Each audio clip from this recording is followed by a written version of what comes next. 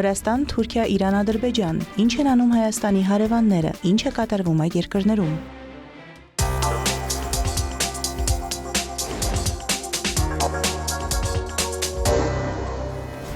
Վրաստանի վարչապետ Իրակլի Գոբախիձեն Վատիկան է այցելել արտաքին գործերի նախարար Մագա Բոջուրիշվիլիի, մշակույթի նախարար Թինաթին Ռուխաձեի եւ կառավարության աշխատակազմի ղեկավար Լևան Ժորժոլյանիի հետ։ Գոբախիձեն կառավարության անդամների ուղեկցությամբ Ռոմի Սանտա Մարիա Մաջորե տաճարում ներկայ է գտնվել Վրաստանի պետական կամերային երգչախմբի համերգին, որը տեղի է ունեցել Վատիկանի տարեդարձի առթիվ։ Միջոցառումը կազմակերպվել է Վրաստանի մշակույթի նախարարության աջակցությամբ Վատիկանում Վրաստանի դեսպանատան հետ համատեղ։ 1300 թվականից ի վեր Հռոմը յուրաքանչյուր 25 տարին մեկ նշում է Վատիկանի հոբելյանը։ Սպասվում է Գոբախիձեի հանդիպումը Հռոմի պապ Լևոն 14-րդի հետ։ Վրաստանի արտաքին գործերի նախարար Մագա Բոջուրիշվիլին ասել է, որ Վրաստանը գնահատում է պատմականորեն բարեկամական հարաբերությունները, որոնք երկիրը կապում է Վատիկանի հետ։ Նրա խոսքով Սուրբ Աթոռը կարևոր դեր է խաղում միջազգային ասպարեզում, մասնավորապես խաղաղության կառուցման գործընթացներում։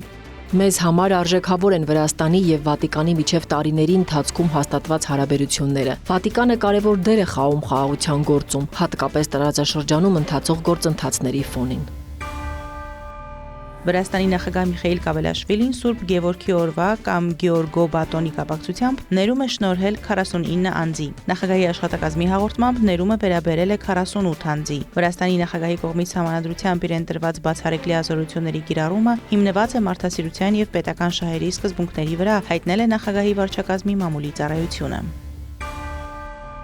Վրաստանի խորհրդարանի խոսնակ Շալվա Պապուաշվիլին Բուլղարիայի մայրաքաղաք Սոֆիայում պաշտոնական այցի շրջանակում մասնակցում է Սևծովյան տնտեսական համագործակցության կազմակերպության խորհրդարանական վեհաժողովի 66-րդ գլխավոր վեհաժողովին։ Վրաստանը ստանձնում է Սևծովյան տնտեսական համագործակցության կազմակերպության խորհրդարանական վեհաժողովի նախագահությունը եւ Պապուաշվիլին 6 ամսյա ժամկետով կղեկավարի այն։ Վրաստանի խորհրդարանի խոսնակը նշել է, որ Բուլղարիայի հետ համատեղ նախատեսվում է խոշոր նախագիծ Սևծովում ստորջրյա մալուխի կառուցման համար, որը Եվրամիությանը կմատակարարի կանաչ էներգիա, նաև նոր օպտիկամանրաթելային մալուխի անցկացման համար թվային կապը բարելավելու նպատակով։ Սա Վրաստանի եւ ամբողջ Կովկասյան տարածաշրջանի դերի միայն մի մասն է Եվրամիության եւ Ասիայի միջև կապակցվածության գործում։ Սա մեր հիմնական առաջնահերթություններից մեկն է լինելու, հատկապես հաշվի առնելով ներկայիս զարգացումները։ Հայաստանի եւ Ադրբեջանի միջև խաղաղության համաձայնագրի նախաստորագրումից հետո տարածաշրջանի Եվրոպայի եւ Ասիայի միջև կապող գործում վճռորոշ դեր խաղալու հեռանկարները դարձել են ավելի ուժեղ։ Լրագրողի հարցին, թե արդյոք Թրամփի ուղին կարող է դառնալ այլընտրանքային երթուղի եւ վնասել Վրաստանին, նվազեցնելով նրա դերը միջին միջանցքում, Պապուաշվիլին պատասխանել է, որ խաղաղության համաձայնագիրը նոր հնարավորություններ է ստեղծում ամբողջ տարածաշրջանի համար։ Սա կարևոր է մրցակցությունը խթանելու եւ փոխադրողների համար ավելի լավ պայմաններ ստեղծելու համար, ինչը իր հերթին մեր միջանցքը կդարձնի ավելի գրավիչ, մրցակցությունը միայն ուժեղացնում է դա։ Երկրորդ, այն ուժեղ ուղերձ է հղում տարածաշրջանային կայունության մասին, որը կխթանի բոլոր տեսակի ներդրումները, ինչպես միջանցքի շուրջ ենթակառուցվածքներում, այնպես էլ տարածաշրջանի տարբեր ոլորտներում։ Հետևաբար մենք ողջունում ենք այս նախաձեռնությունը, որը օգուտ կբերի ամբողջ տարածաշրջանին։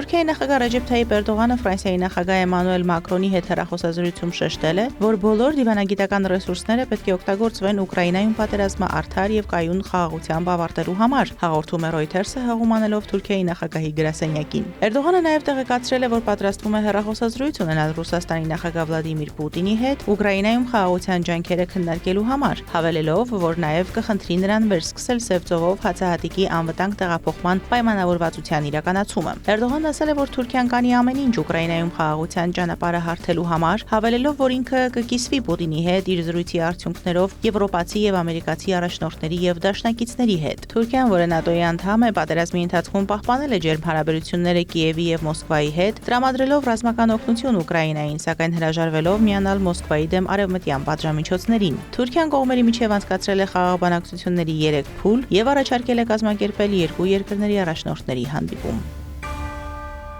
Էրդողանը բարձր է գնահատել Ավստրալիայի հետ ձեռք բերված համաձայնությունը հաջորդ տարի ՄԱԿ-ի կլիմայի գագաթնաժողովը կազմակերպելու մասին, այս փոխզիջումն անվանելով բազմակողմանիության համար կարևոր ձեռքբերում։ Երկարատև հակադրությունը հաղթահարելուց հետո երկու երկրները պայմանավորվել են, որ Թուրքիան 2026 թվականին կհյուրընկալի COP31 գագաթնաժողովը, իսկ Ավստրալիան կղեկավարի բանակցային գործընթացը։ Անկարան եւ Կամբերան դեռևս 2022 թվականին էին ներկայացրել հայտեր գագաթնաժողովը հյուրընկալելու համար, սակայն այդ ժամանակից հրաժարվում ԼՂՀ-ի մասնակցությունից։ Հաշվի առնելով, որ բազմակողմանիությունը վերջին շրջանում կորցրել է իր դիրքերը, ես այս համաձայնությունը, որին հասանք Ավստրալիայի հետ, համարում եմ նշանակալի։ COP ամենամյա գագաթնաժողովը համարվում է կլիմայի փոփոխության դեմ պայքարի գլխավոր գլոբալ հարթակը։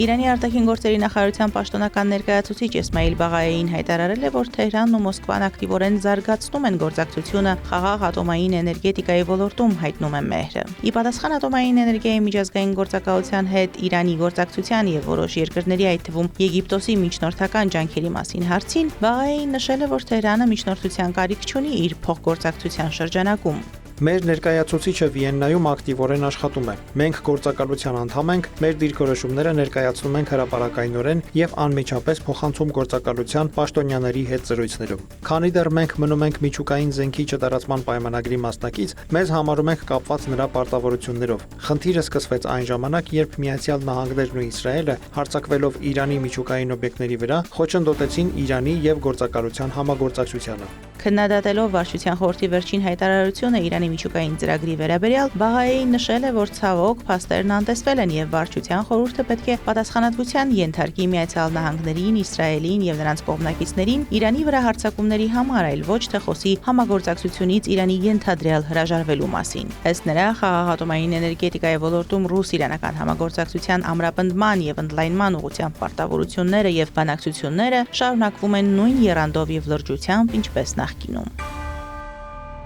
Միացյալ Նահանգները ցույց է տվել, որ Իրանի միջուկային հարցի շուրջ լուրջ բանակցային դիրքորոշում չունի, հայտարարել է Իրանի արտաքին գործերի նախարարության խոսնակ Էսմայիլ Բաղայեին։ Իրանական միջուկային խնդրին եւ Միացյալ Նահանգների նախագահ Դոնալդ Թրամփի Միացյալ Նահանգների եւ Իրանի միջև բանակցությունների հավանականության մասին վերջին հաղորդագրություններին ի պատասխան, Բաղայեին ասել է, որ Միացյալ Նահանգները բանակցությունների մասին պատշաճ պատկերացում չունի, հետեւաբար կարևորը Միացյալ Նահանգների գործողություններն են, այլ ոչ թե նրա բանավոր հայտարարությունները։ Միացյալ Նահանգների բանակցությունները հիմնված են հրամանների եւ պարտադրանքի վրա, այլ ոչ թե դիվանագիտության մեջ փոխադարձ օգուտի ավանդույթի վրա։ Քանի դեռ Միացյալ Նահանգները շարունակում է իր ճանապարհը, իմաստալից բանակցություններ տեղի չեն ունենա։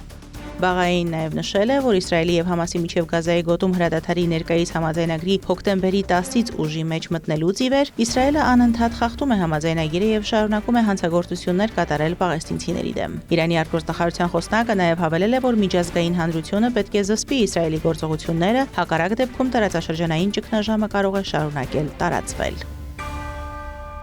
Թեհրանում օդի որակի ինդեքսը հասել է 184-ի, ինչը վկայում է անառողջ շրջակա միջավայրի մասին։ Բնակիչները հայտնել են, որ վատ օդի որակի պատճառով շնչառության դժվարություն են զգում եւ չեն կարողանում հեռուն տեսնել։ Մեր ընտանիքի տարեցները տառապում են գլխացավից, սրտխառնոցից, գլխապտույտից եւ այլն։ Երեխաները նույնպես լավ չեն զգում։ Նրանք տարօրինակ հազում են։ Երբ ես ինքս դուրս եմ գալիս, հասկանում եմ, որ իմ վիճակը նույնպես լավ չէ, այսինքն շնչառության հետ կապված խնդիրներ ունեմ։ Իշխանություններն արձագանքել են Թեհրանում արտակարգ սահմանափակումներ սահմանելով, այդ թվում 24-ժամյա աղտոտվածության մասին ահազանգեր եւ արտանետումների կրճատման ուղղված սահմանափակումներ։ Տեղական լրատվամիջոցների հաղորդմամբ Թեհրանի նահանգի օդի աղտոտվածության արտակարգ աշխատանքային խումբը հայտարարել է, որ Թեհրանի նահանգի բոլոր մանկապարտեզներն ու նախադպրոցական հաստատությունները փակ կլինեն առնվազն 5 օր։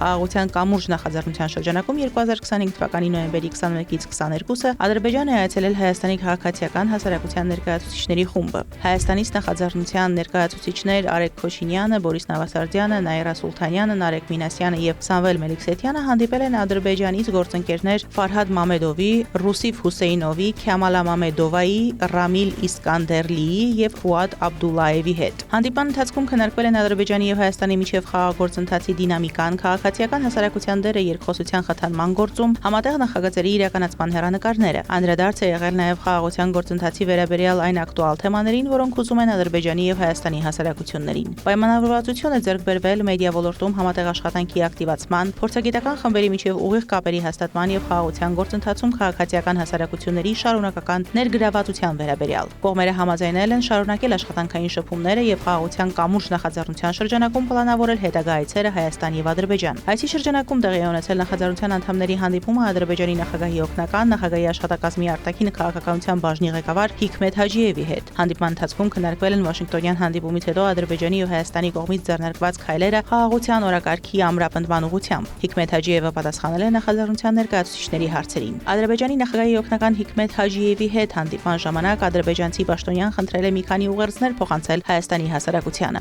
Այդ մասին Բաքվից վերադառնալուց հետո կազմակերպված ասուլիսի ժամանակ ասել է անվտանգային քաղաքականության հետազոտական կենտրոն հասարակական կազմակերպության նախագահ Արեգ Քոչինյանը։ Մի քանի ուղերձ, որ մեր հանդիպման ժամանակ Ադրբեջանի նախագահի օգնականի հետ ինքը խնդրել է, որպեսզի մենք փոխանցենք Հայաստանի հասարակությանը։ Առաջինը այն է, որ ուրեմն պատերազմը ավարտվել է, Ադրբեջանի համար այլևս պատերազմ չկա, որ կոնֆլիկտը ավարտվել է, որ հայ-ադրբեջանական կոնֆլիկտը իրենց համար ավարտված է, որ իրենք ուզում են այս չպատերազմ վիճակից կառուցեն խաղաղություն եւ գնան դեպի խաղաղություն, եւ իրենց համար չափազանց կարեւոր է այս մեսեջը մեր միջոցով, ինչպես իրենք նշեցին, փոխանցել Հայաստանի հասարակությանը, որ իրենք ցանկանում են Հայաստանի հետ համապարփակ եւ երկարաժամկետ խաղաղություն կառուցել ու պատրաստ են այդ ճանապարհով գնալ առաջ, եւ որ երևի թե նաեւ չափազանց նորից կարեւոր է, որ Ադրբեջանը Հայաստանի նկատմամբ որևէ տարածքային պահանջ չունի։ Քոչինյանի խոսքով սրանք բառացի այն ուղիղ ուղերձներն էին, որոնք Ադրբեջանի նախագահի օգնականը խնդրել էր փոխանցել Հայաստանի հասարակությանը։ Տեղեկություններ են հայտնվել, որ Ադրբեջանը գաղտնի կործանիչներ է վաճառում Ուկրաինային, նաև գազ է մատակարարում, հաղորդում է Daily Express-ը։ Լրատվամիջոցը գրում է, որ տպավորություն է, թե Ադրբեջանի նախագահ Իլհամ Ալիևը ոչ միայն չի փորձել հարթել հարաբերությունները Պուտինի հետ, այլև ամեն ինչ անում է իր ռուսաստանցի գործընկերոջն իր դեմ տրամադրելու համար։ Ըստ բրիտանական պարբերականի, Բաքուն Սու-22 կործանիչներ է ուղարկում Ուկրաինա գաղտնի լոգիստիկ շղթայով, որն անցնում է Թուրքիայով, Սուդանով եւ Գերմանիայով։ Ինքնաթիռները ներկայացվել են որպես մարդասիրական օգնություն եւ ուղարկվում են այն երթուղիներով, որոնցով ժամանակին տեղափոխվում է Ռուսաստանի հետ կապված զենքը։ Ադրբեջանը նաև գազ է մատակարարում Ուկրաինային տրանսբալկանյան խողովակաշարով, մի երթուղով, որտեղ ժամանակին գերիշխող դիրք ուներ Ռուսաստանը։ Մատակարարման ծավալները մեծ չեն, սակայն այս գործարքը դարձել է առաջին այլընտրանքային աղբյուրը Կիևի համար այն պահից ի վեր, երբ վերջինս ամբողջությամբ դադարեցրեց ներկրումը Ռուսաստանից։ Ադրբեջանը խորհրդային եւ ռուսաստանյան արտադրության զենքի մեծ պաշարներ ունի, որոնք կարող է վաճառել Ուկրաինային։ Զինանոցը ներառում է հրետանային համակարգեր, համազարգային կրակի ռեակտիվ համակարգեր, զրահատեխնիկա եւ տանկեր, ընդգծում է բրիտանական լրատվամիջոցը։ Բաքվի կենտրոնում գտնվող բիզնես կենտրոններից մեկում պայթյուն է տեղի ունեցել, որի հետևանքով տուժել է 7 մարդ, հայտնել են Ադրբեջանի շտապ օգնության հանրապետական կենտրոնից։ Տուժածները բազմաթիվ վնասվածքներով տեղափոխվել են բժշկական կենտրոն։ Նշվում է, որ Ադրբեջանի մայրաքաղաքի Նարիմանի շրջանում գտնվող 5 հարկանի շենքում պայթյունը չի ուղեկցվել հրդեհով։ Իրավապահները հետաքննություն են սկսել կատարվածի պատճառները պարզելու համար։ Շենքի սեփականատեր Աբուլ Ֆաթ Ալիևը լրագրողներին հայտնել է, որ բիզնես կենտրոնում պայթյունը տեղի ունեցել վնասված գազատարից շենք ներթափանցած գազի պատճառով։ Գազատարը վնասվել է շինարարական աշխատանքների ընթացքում։ Մարոթ Հարվերդյան, Հարևաններ։